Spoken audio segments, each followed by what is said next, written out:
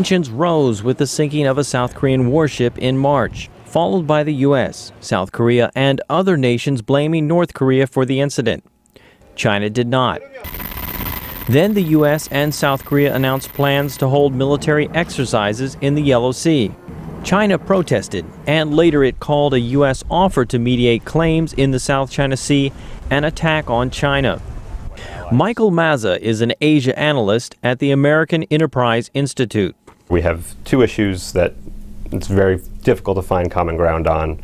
And at the moment, there's not a really obvious way to move forward on either one. Sino-Japanese relations also are strained.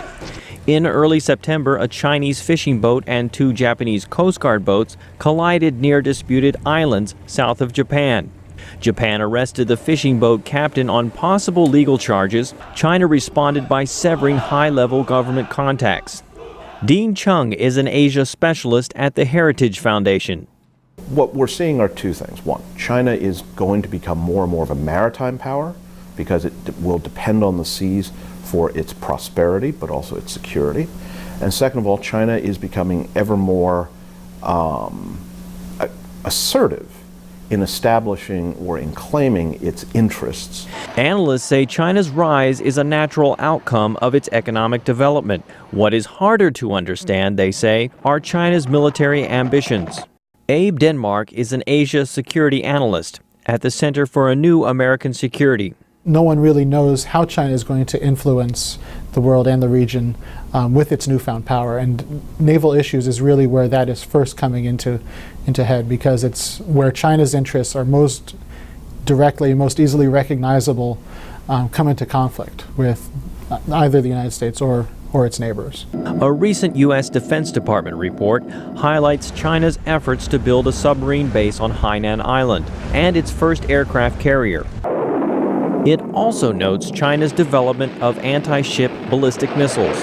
Michael Mazza of the American Enterprise Institute says China apparently wants to push U.S. forces farther from Asia's mainland and eventually patrol the region itself. U.S. forces are increasingly vulnerable. They're developing, what's been in the news all lately is the anti-ship ballistic missile, which is a ballistic missile that, if it's successful, will be able to attack aircraft carriers and other ships at sea. This is not something that we've ever faced before, really. Abe Denmark says the recent rise in tensions could also be attributed to warming ties between China and Taiwan and government military budgets. There are some in the West who feel that China's recently aggressive behavior, naval behavior, is in part a play by the Navy to justify continued or increased budgets now that Taiwan has gone away.